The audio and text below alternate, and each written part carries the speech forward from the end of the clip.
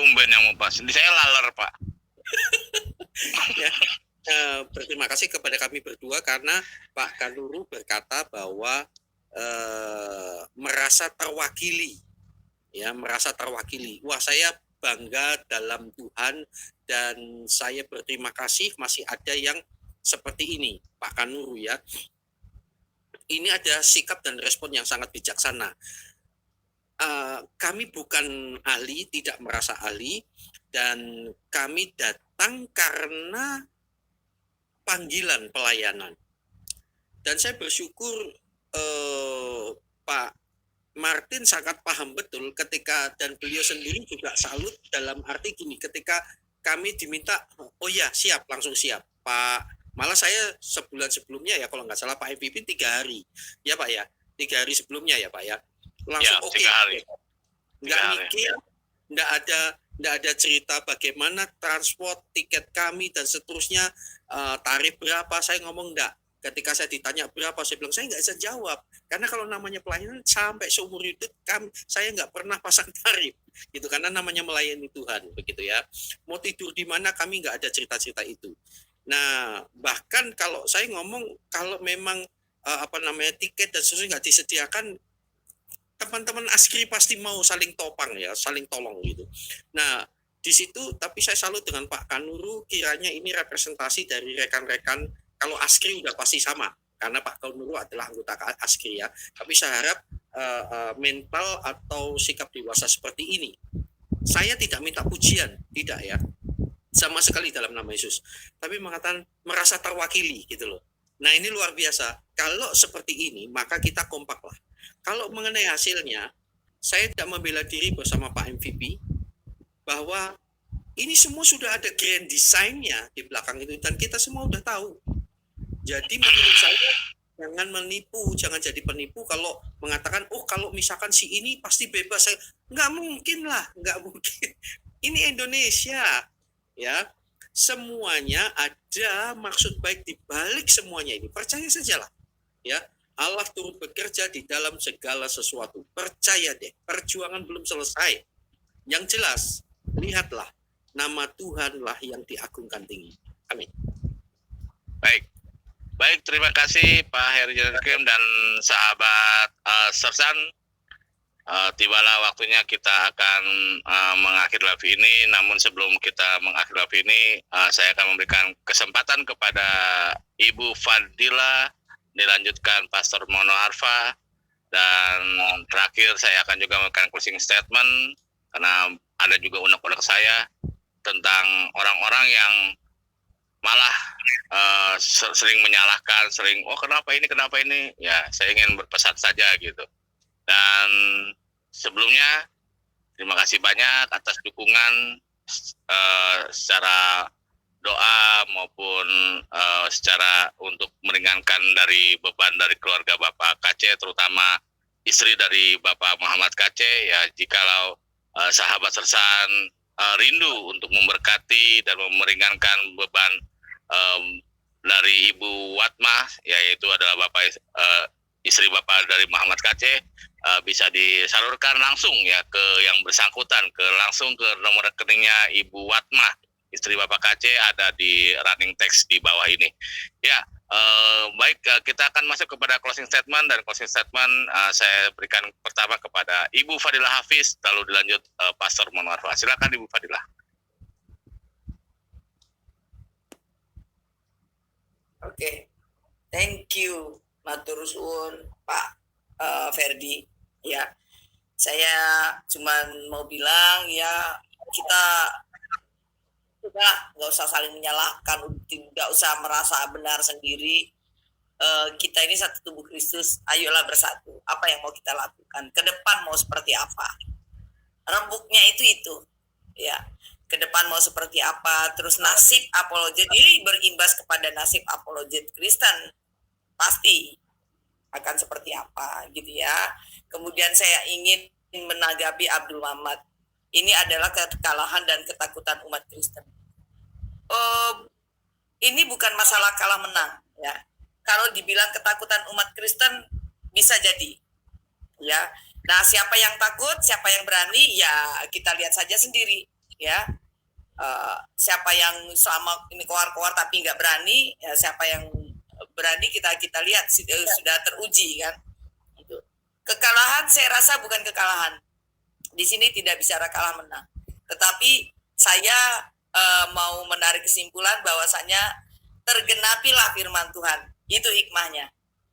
Ini tidak terjadi, maka kita masih belum berpikir bahwa firman Tuhan itu ya dan amin, dan firman Tuhan itu sangat luar biasa. Jadi semua itu sudah dinubuatkan di dalam firman Tuhan semua ya. Jadi sekarang ini itulah penggenapannya. Ya, saya cuma mau bilang seperti itu. Kemudian juga ayo kita bersatu karena internasional. Oh sudah, kita juga sudah, bahkan ada wawancara juga dengan wartawan dari Prancis ya. Jadi segala macam cara sudah kita lewati ya. Hasilnya seperti apa ya, kita lihat kehendak Tuhanlah yang jadi gitu ya. Kita tidak bisa memaksakan, kehendak Tuhanlah yang jadi ya. Jangan kita mau harus begini, harus begitu, harus enggak, bukan itu. Semua itu atas izin Tuhan gitu ya. Maunya Tuhan seperti apa ke depan ya kita nggak tahu ya. Yang penting kita sekarang adalah memikirkan untuk ke depannya seperti apa. Nasib yang jelas tuh para apologet ke depan seperti apa. Apakah masih terus bersuara tetapi dengan cara yang elegan, dengan cara yang hati-hati. Ingat, berapologet itu nggak konyol ya. Jangan konyol, bermain cantik, cerdas dulu baru boleh berani berapologet. Itu aja sih, harus cerdas dulu. Dan kita kalau orang yang sudah punya kecerdasan, dia bisa memainkan apa ya? Saya bilang memainkan bisa punya trik-trik tersendiri gitu ya. Dengan cara berapologet, kemudian berdebat, dia punya trik tersendiri. Jadilah Kristen yang elegan, jadilah apologet yang elegan. Makanya itu kejadian ini sebagai pelajaran buat kita semua. Jadi mari saling menopang, tidak saling menyalahkan, tidak ada kalah menang. Yang ada adalah sekarang ini ke depan mau seperti apa ya. Kita terus berdoa dan membantu Pak KC dan keluarganya. Kalau misalnya nanti sudah ketok palu vonis, mungkin kita bisa mengunjungi beliau secara berkala atau gimana ya, untuk menguatkan hati beliau ya. Karena kita juga harus ingat, kita ini dibenci di dunia karena Tuhan Yesus bukan datang dari dunia. Itu aja saya mau bilang. Artinya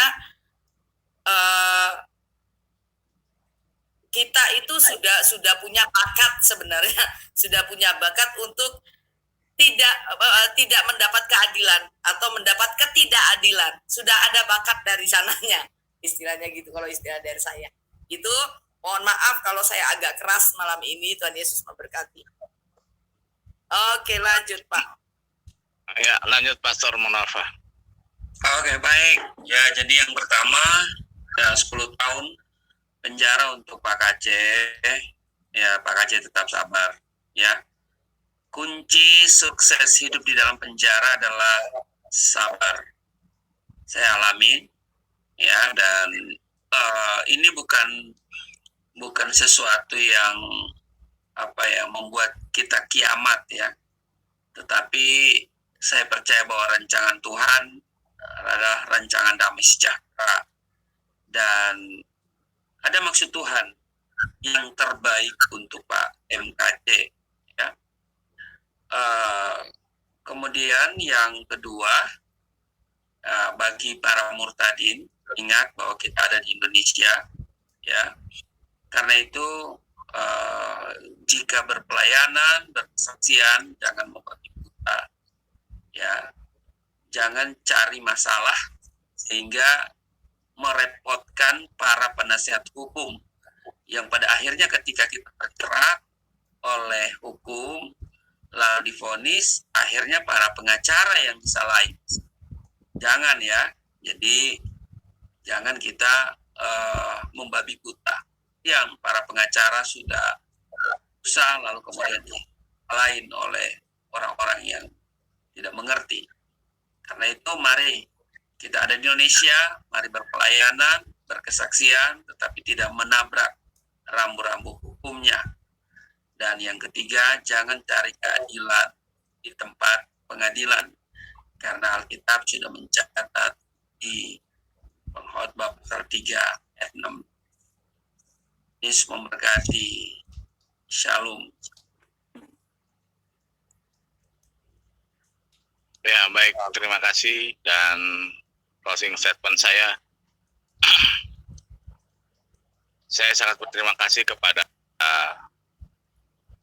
penasihat hukum Bapak Muhammad Kacé yang sudah setia dengan tulus, nggak pandang waktu, nggak pandang kebutuhan pribadi mereka seperti apa, tetapi mereka melayani dan menjadi pengacara untuk Bapak Muhammad Kacé. Saya melihatnya dengan ketulusan dan saya sangat mengapresiasi dengan luar biasa, dan saya mengucapkan terima kasih yang sebanyak-banyaknya untuk Pak Martin Lukas, untuk Pak Kamarudin selaku Ketua Tim Lawyer, untuk Ibu Desi, dan juga untuk Febri.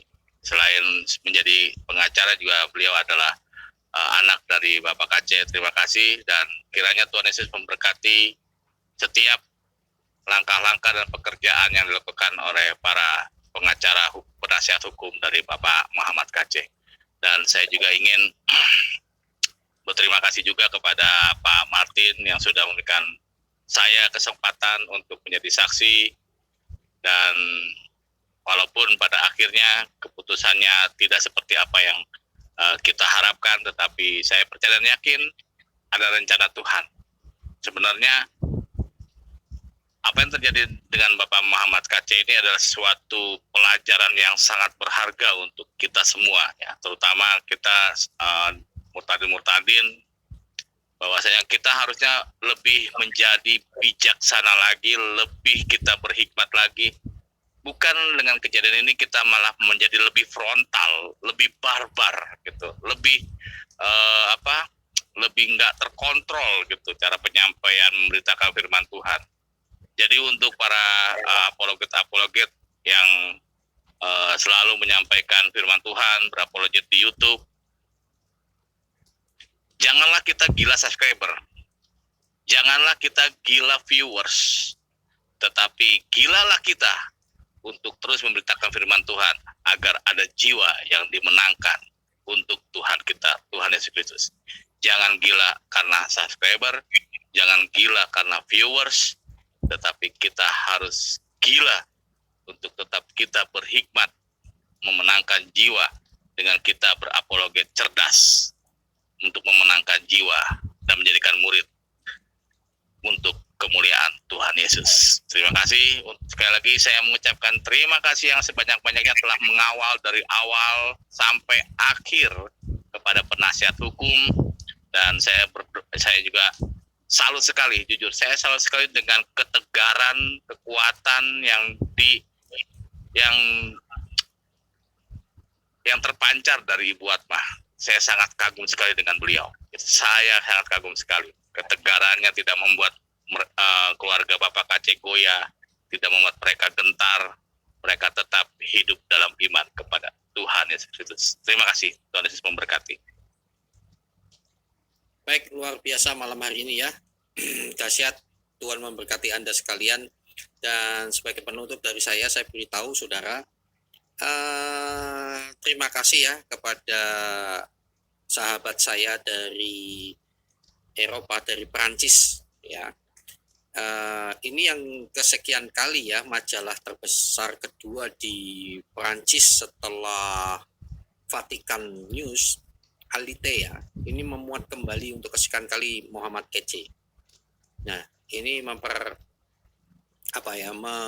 memberitakan tentang apa yang terjadi tentang Bapak Muhammad Kacé. Dan dia juga analisa saya sama persis dengan dia. Ya, mengenai bagaimana dibandingkan dengan Yahya Walwani, Munarwan, teroris yang hanya 3 tahun dan seterusnya. Ini Aletheia.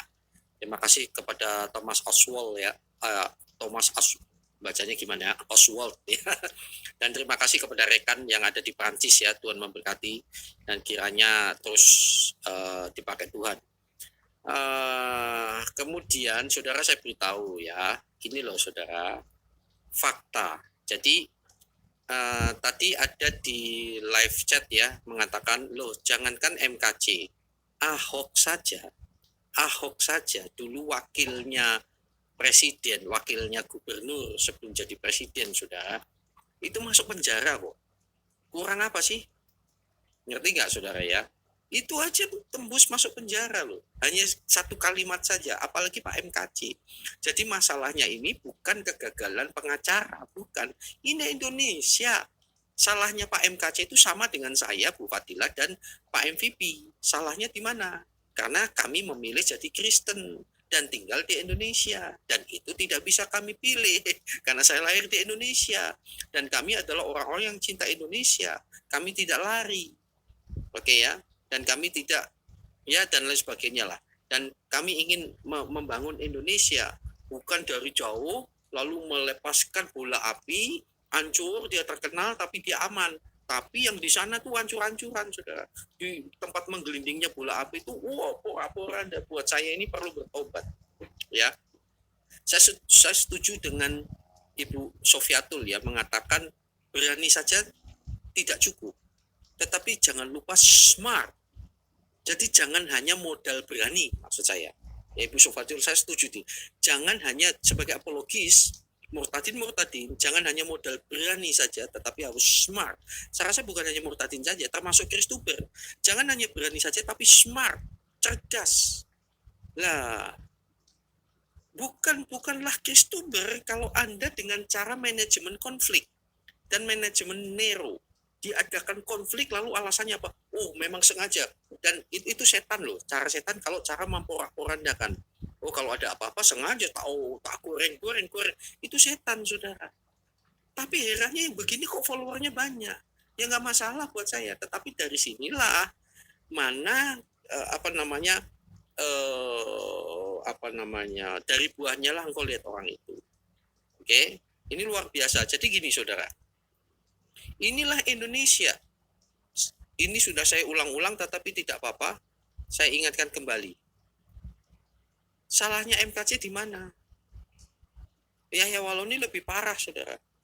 Ini CNN menuliskan 4 hal. Menyesali perbuatan, meminta maaf kepada orang Kristen dan rakyat Indonesia, tulang punggung keluarga, pelapor memaafkan. Ini yang meringankan dia. Lihat mukanya ini. Waktu itu ngomong Captikus, Markus, dan lain sebagainya. Roh Kudus dan seterusnya.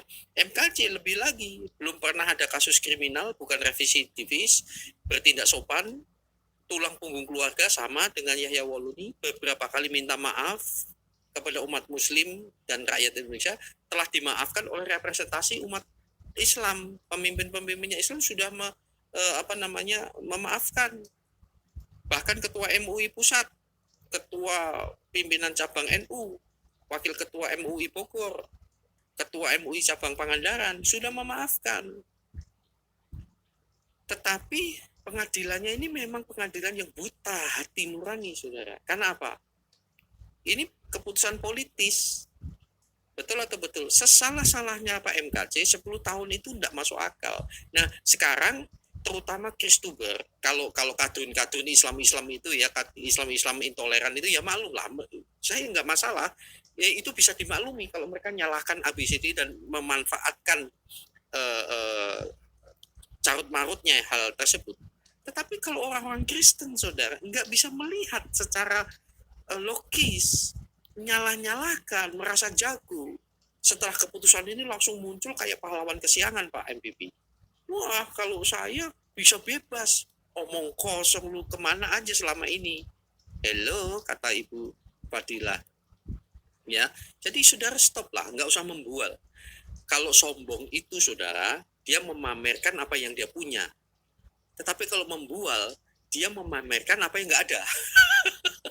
Omong kosong, mending sombong, tapi sombong pun masuk neraka. Jadi dua-duanya jangan gitu loh. Saudara, ini menarik sekali ya. Nah sekarang, nah ini lihat. Beda, saudara. Ini kasat mata. Lu jangankan Pak MKC, Ahok. Secara dana nggak masalah. Duitnya dia tahu punya sendiri loh. Dia ini dekat dengan presiden, nggak bisa berbuat apa-apa, masuk saudara. Ya, jadi mesti masuk. Nah, mengenai di mana Yesus, ejekan di situ saya sudah jelaskan di menit pertama ya, silahkan. Ya itulah resiko ngikut Yesus ya begini, gitu ya. Karena tujuan akhir kekristenan bukan saat ini, tetapi setelah kehidupan ini loh yang pasti. Oke. Nah, masukan saya adalah kepada siapa saja ya, tetap 2 Timotius 4 ayat 2. Beritakanlah firman, siap sedialah, baik atau tidak baik waktunya. Tetap beritakan firman, saudara. Nyatakan apa yang salah. Oke. Jadi tetap berdoa dan bersaksi di bawah mentorisasi. Jangan lupa cari mentor, para petobat baru ya. Lalu belajar Alkitab secara sistematis. Terutama para murtadin. Jangan langsung bersaksi penting, tetapi di bawah bimbingan mentorisasi. Mentor orang-orang yang ngerti betul yang dewasa. Lalu belajar secara sistematis. Ya, di bawah bimbingan mentor itu penting. Terjun pelayanan sesuai panggilan dan talenta kapasitas yang Tuhan percayakan. Ya, sesuai dengan talenta yang Tuhan percayakan. Dan bernaung di bawah lembaga gereja atau yayasan legal. Itu penting. Jangan liar. Kalau tidak nanti itu tadi YouTube jadi mata pencarian. Saya tidak mengatakan itu salah, nanti motivasi salah. Lalu jaga teladan. Oke? Teladannya di sini. 1 Timotius 4 ayat 12, jangan seorang pun menganggap engkau rendah karena engkau muda, jadilah teladan bagi orang-orang percaya dulu. Dalam perkataanmu, dalam tingkah lakumu, dalam kasihmu, dalam kesetiaanmu, dan dalam kesucianmu. Jangan sampai semakin lama jadi Kristen sudah dapat keuntungan, apalagi donasi hebat, kayaknya hebat sekali macam udah lakukan ini, padahal kosong, hati-hati saudara ya. Terus perkataannya mulai nggak kontrol lagi. Ternyata berani tanpa smart, ya, berani untuk kepentingan sendiri itu dosa, saudara. Anda berani ucap-ucap melepaskan bola api gitu, tapi untuk kepentingan pribadi dengan alasan gitu. Wah, itu bahaya, saudara. Oke, saudara maju terus di dalam Tuhan ya. Terima kasih untuk kebersamaan. Saya kembalikan kepada MVP. MVP malah turu. Oke, Tuhan memberkati sahabat sekalian ya. Sabar, saya salah pencet, Pak. Tidur. Silakan closing. Ya, baik, terima kasih sahabat Sersan. Kenapa Pak? Open camp. Oh iya, maaf saya forget. Agus. Ya. Baik, terima kasih sahabat Sersan yang sudah setia bersama-sama kami di live pada malam hari ini dari awal sampai kita akan mengakhiri. Ayo kita satukan hati kita satukan iman kita berdoa secara khusus ya untuk Bapak KC, terutama untuk keluarga dan terlebih khususnya untuk istri dari Bapak Muhammad KC, Ibu Watma, agar Ibu Watma senantiasa diberikan kekuatan dan ketegaran. Ya, walaupun saat ini Bapak KC harus menjalani hukuman yang sudah jatuh ya 10 tahun, tetapi kita percaya perlindungan, penyertaan akan senantiasa menyertai Bapak Muhammad KC. Dan untuk itu saya ingin mengajak kita bersatu hati, kita berhenti dulu, kita live chat ketik, ayo kita berdoa khusus untuk Bapak KC dan keluarga yang terutama Ibu Atma. Dan untuk doa saya akan memberikan sepenuhnya kepada Pak Heri untuk kita sama-sama berdoa untuk Bapak KC dan Ibu Atma serta keluarga dari Bapak Muhammad KC. Silakan Pak Heri. Kita berdoa.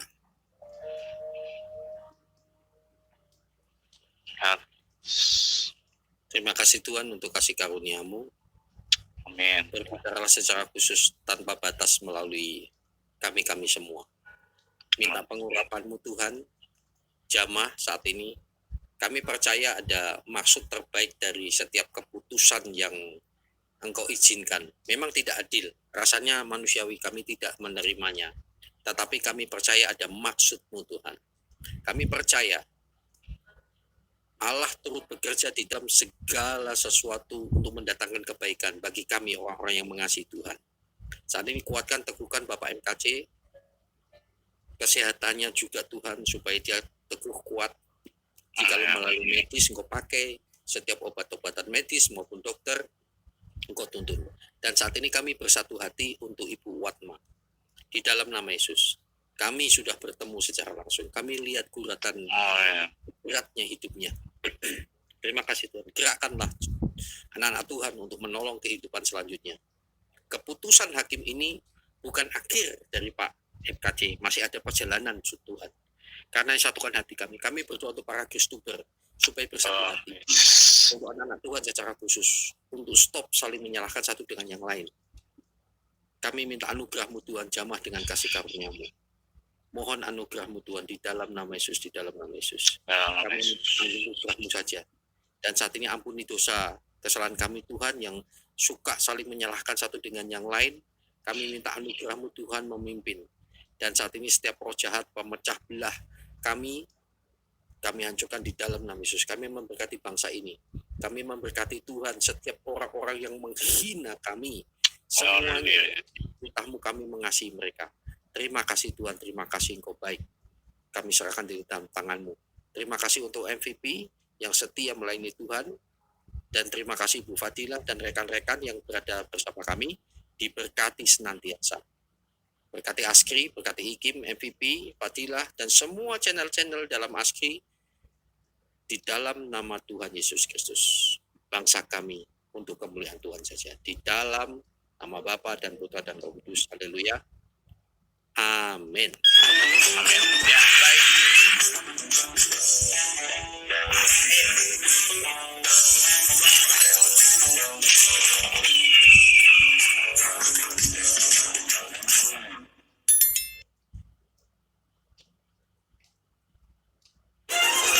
Ya, terima kasih.